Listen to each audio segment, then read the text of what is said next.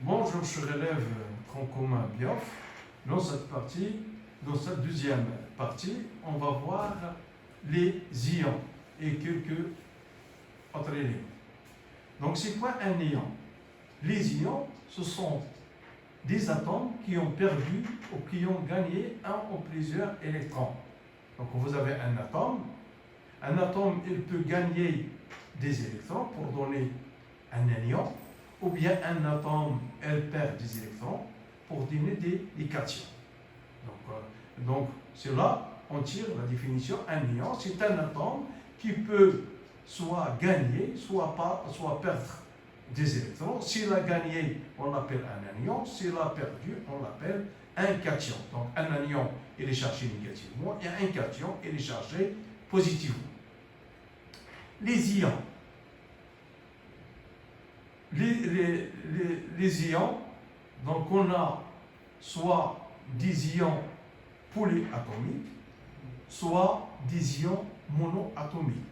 C'est quoi un ion monoatomique? Ça veut dire qu'il est constitué d'un seul atome. C'est le cas par exemple de l'ion chlorure Cl-, l'ion sodium Na+, les ions potassium K+, l'ion oxygène O2-, l'ion aluminium Al3+, et les ions polyatomiques, ça veut dire qu'il est constitué de plusieurs atomes. C'est le cas de l'hydrogénocarbonate, ou bien le permanganate, ou bien le bichromate. Ce sont des ions polyatomiques, ça veut dire constitué de plusieurs atomes, et monoatomiques, ça veut dire constitué d'un seul atome. Un exemple.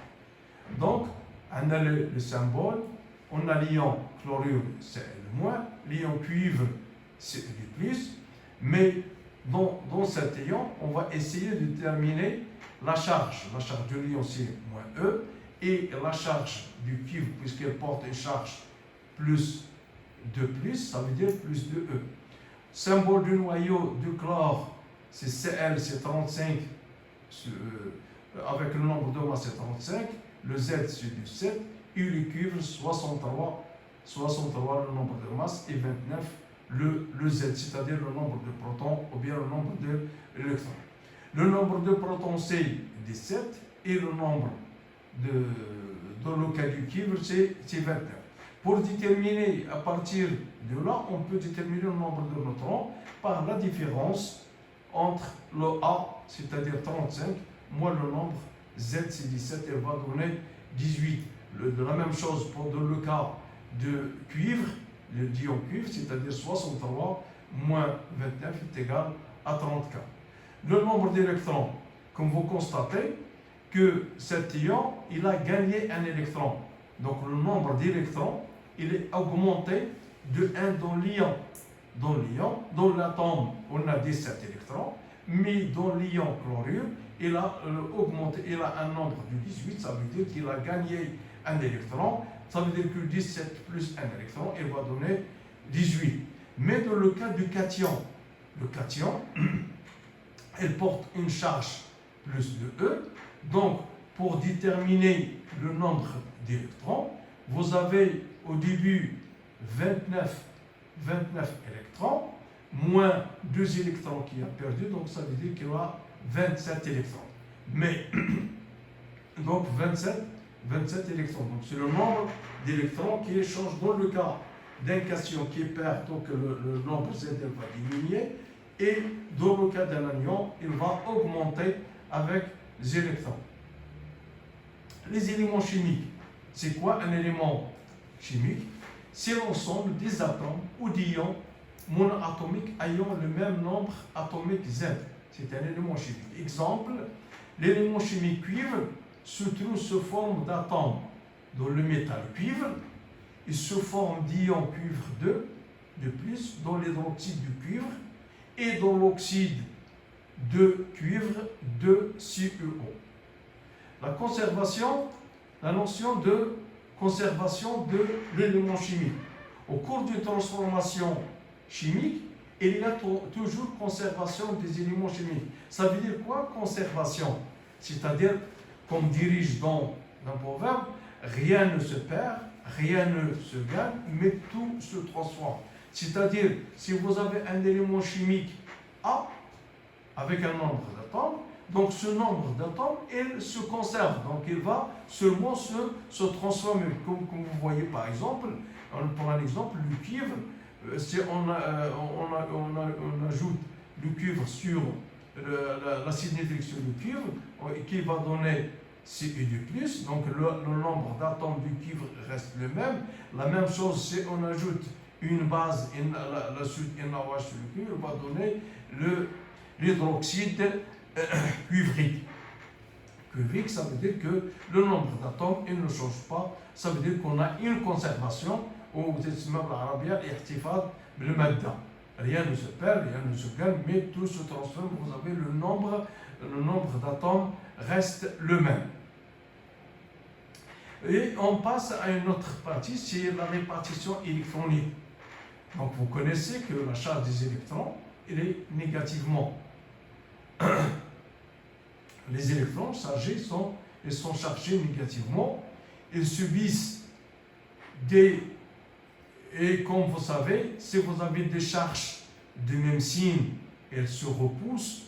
Et si vous avez des charges de signe opposé, elles s'attirent. Et comme vous connaissez dans l'atome, vous avez des électrons qui sont chargés négativement et vous avez le noyau qui est chargé positivement. Donc, entre les électrons et le noyau, on a des forces d'attraction. Et entre les électrons et les électrons, vous avez des forces de répulsion. Donc, à cause de ces interactions différentes, les électrons ne sont pas liés de la même façon. Ils ne sont pas liés de la même façon au noyau. On dit qu'ils sont à des niveaux d'énergie différents. Donc, les électrons de même niveau constituent ce qu'on appelle une couche électronique. Et cette couche est notée par KLM. Donc, puisqu'il y a des interactions entre les électrons et le noyau, alors les électrons entre les électrons et le noyau, ce sont des forces d'attraction, et les forces entre les électrons et les électrons, ce sont des forces de répulsion. Mais globalement, la situation des électrons vis-à-vis du noyau ne se fait pas de la même façon. Il y en a certains qui sont proches du noyau, il y en a certains qui sont loin du noyau. Alors, tous les électrons qui sont au même niveau de noyau, c'est-à-dire qui se présentent à la même distance du noyau, on appelle une couche. Donc, ça veut dire qu'ils ont la même énergie. Ceux qui ont à la même distance du noyau, ils ont la même énergie. Alors, ils constituent ce qu'on appelle une couche électronique, couche K, KLM, etc. Donc maintenant, on va essayer de voir comment on va remplir ces couches électroniques avec les électrons. Et maintenant, on va s'intéresser aux atomes ayant un Z compris entre 1 et 18. Donc, les chimistes ont montré que la première couche ne peut être occupée qu'avec des électrons. On en note par la couche K. La deuxième couche, c'est la couche L avec 8 électrons. Et la couche M avec 8 électrons. Et ça, pour l'atome, Z est égal à 18. Parce qu'on a la couche K, la couche L, la couche M, et on a d'autres couches. Les autres couches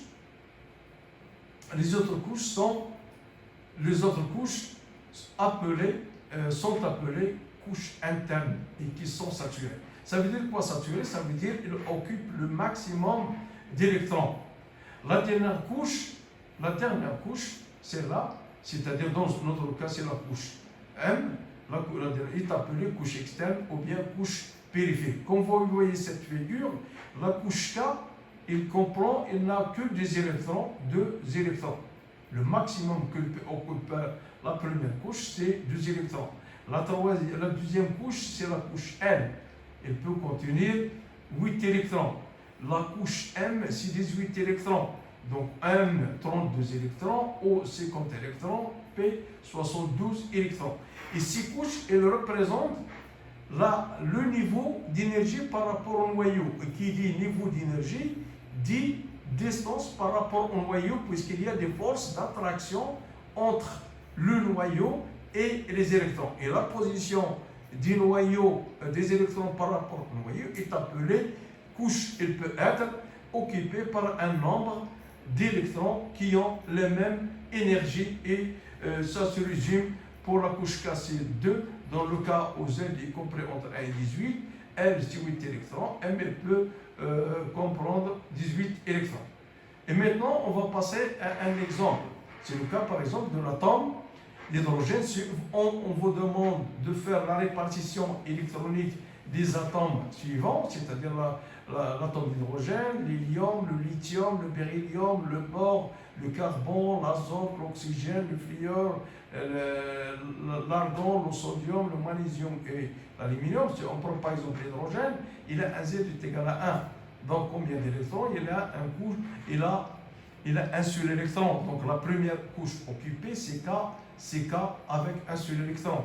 L'hélium, il a deux électrons, Z est égal à 2, donc 2 électrons. Donc elle a 2 électrons. Donc la première couche K, il est saturé, c'est-à-dire il occupe le maximum d'électrons, c'est 2. Donc on passe maintenant au lithium, 3 électrons. Donc la première couche K, il est saturé. On passe à la deuxième, c'est la couche L avec un seul électron. De même, pour le beryllium, avec un Z est égal à 4, toujours la première couche est saturée, on essaye de remplir la deuxième couche avec 2 électrons. Et ainsi de suite, en arrivant, par exemple, à l'aluminium, avec un Z est égal à 13, donc la première couche, elle est saturée, la deuxième, elle est saturée avec un 8, et la troisième, elle reste dans la couche périphérique, ce qu'on appelle 3. Et les couches périphériques, dans ce cas-là, c'est le K. Dans l'hélium, c'est K. Dans le lithium, la dernière couche, c'est L. La même chose, dans le beryllium, c'est L. C'est L jusqu'à, il devient saturé avec 8. Et on passe à la couche périphérique pour le sodium, c'est M. Et la même chose pour le magnésium et l'aluminium. Et merci pour votre attention.